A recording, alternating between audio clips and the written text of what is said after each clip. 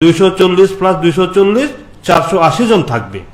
প্রত্যেক ছাত্রের জন্য ছাত্রছাত্রীর জন্য এক বছরে সেখানে ধরা আছে 1,09,000 টাকা করে, যেখানে ক্লাস 3 থেকে 12 পর্যন্ত সিবিএসই বোর্ডে ইংলিশ মিডিয়ামে তারা পড়াশোনা করতে পারবে কোনো পয়সা ছাড়া। খারাপ ভর্তি হতে পারবে এই সমস্ত স্কুলে, যারা বিপিএল ফ্যামিলি তারাও এখানে ভর্তি হতে পারবে। এটা এডুকেশনের ব্যাপারে। এরপরে দেখুন, আমাদের সংকল্পপত্রে ছিল 8টা প্রশাসনিক জেলায় 8টা হোস্টেল আমরা করব। তার নাম হবে মহারানী কাঞ্চন প্রভা দেবী নামে হোস্টেল। আমরা এর জন্য 8টা প্রশাসনিক জেলায় অলরেডি, যেটা আমাদের যে রিপোর্ট এখানে এসেছে, land identification report has been received from the DM and collector South Dholai and Sipahajala। Already আমাদের এটা এসে গেছে, বাকিটাও আসবে। এরপরে দেখুন, TRI ট্রাইবাল রিসার্চ ইনস্টিটিউট, জনজাতিতে তাদের ভাষা, কৃষ্টি, সংস্কৃতি, গবেষণামূলক যে চিন্তাধারা এবং তাদের এগুলা কীভাবে আরও ডেভেলপ করা যায়, সেটাকে সামনে রেখে আমরা লেম্বু সরার সম্মুরামপাড়া এডিসি ভিলেজে সেটা কাজ চলছে। অনেক এখন যে হয়েছে গ্রাউন্ড ফ্লোর পর্যন্ত সেটা অলরেডি কমপ্লিট।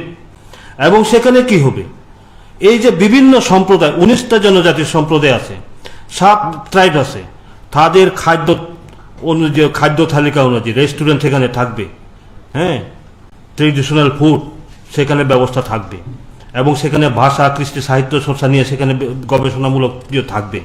কাজেই এইগুলো নিয়ে আমরা কাজ করছি।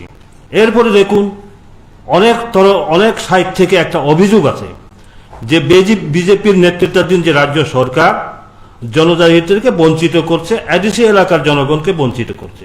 আমার একটা প্রশ্ন থাকবে, এই যে এই স্কুলগুলা যে জনজাতি এলাকাগুলাতে এইভাবে যে শিক্ষার একটা সুযোগ দেওয়া, এরপরে দেখুন 14 ফিনান্স কমিশন, আপনারা জানেন ভালো করেই, 14 ফিনান্স কমিশন পর্যন্ত এডিসি এলাকাতে 1 পয়সাও দেওয়া হতো না। কিন্তু আমরা সরকারে আসার পর 15 ফিনান্স কমিশনের মাধ্যমে আমরা সরাসরি এডিসিগুলোতে টাকা দিচ্ছি। কীভাবে টাকাটা দেওয়া হচ্ছে, ভিলেজ কমিটি, 587টা ভিলেজ কমিটি রয়েছে, সেখানে আমরা 70% দেওয়া হচ্ছে। ব্লক অ্যাডভাইজারি কমিটি, এডিসি এর ব্লকগুলোতে ব্লক অ্যাডভাইজারি কমিটি 40টা রয়েছে, সেখানে 20%। এডিসি হেডকোয়ার্টারে সেখানে 10%, অর্থাৎ 100 টাকাকে আমরা এইভাবে ভাগ করে সেখানে দেওয়া হচ্ছে। সেটা আমাদের সরকার আসার পর সেখানে হয়েছে।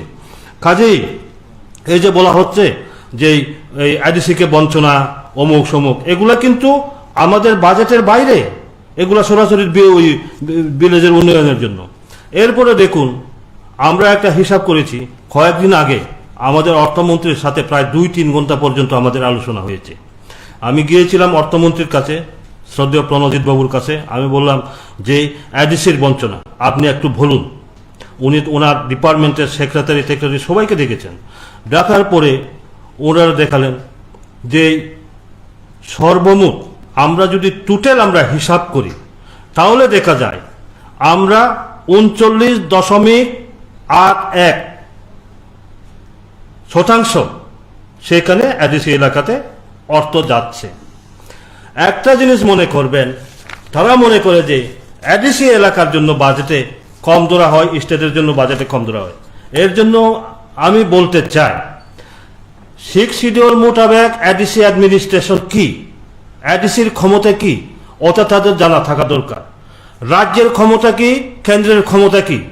তারা মনে করে রাজ্যের মতো করে ওইখানে বাজেট হবে, সেটা তো সাংবিধানিক লাইনে তো হবে। কারণ আজকে এখানে এই যে আমাদের 91 স্কুলগুলো হচ্ছে, আমরা কি করেছি, আমরা রাজ্য সরকারের মাধ্যমে কেন্দ্রের কাছে প্রস্তাব পাঠিয়েছি।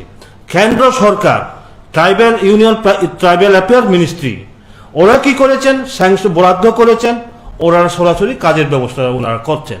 এটা সেন্ট্রালের এয়ারপোর্ট তো সেন্ট্রালের, সেটাকে আমরা করব, সেটা সেন্ট্রাল থেকে করছে। তো এখন এই যে এডিসি এলাকার মধ্যে যে পিডাব্লিউডির মধ্যে যে টাকাটা ধরা আছে, সেটা পিডাব্লিউডি করছে।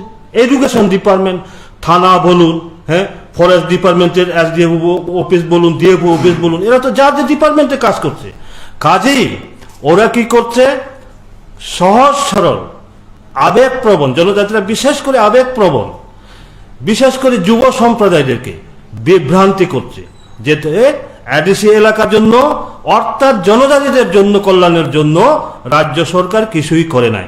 যার জন্য বিনম্রভাবে আপনাদের মাধ্যমে আমি বলতে চাই যে জনজাতি যারা আছেন, বিশেষ করে বিজেপি সরকার, রাজ্যের যে বিজেপি যে সরকার, কেন্দ্রে যে বিজেপি সরকার মোদীজির নেতৃত্বে, রাজ্যে ডক্টর মানিক সাহাজির নেতৃত্বে যে সরকার, আমি উভয় সরকারকে, রাজ্য এবং কেন্দ্রকে ধন্যবাদ জানাতে চাই যে জনজাতিদের কল্যাণে বিশেষ করে শিক্ষা ক্ষেত্রে যে গুরুত্ব দিয়েছেন তার জন্য অসংখ্য অসংখ্য ধন্যবাদ।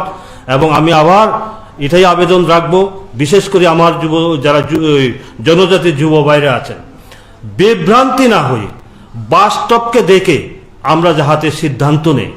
কারণ আবেগ থাকা ভালো, আবেগপ্রবণ হয়ে কোনো সিদ্ধান্ত নেওয়া সেটা কিন্তু ক্ষতিকারক হতে পারে।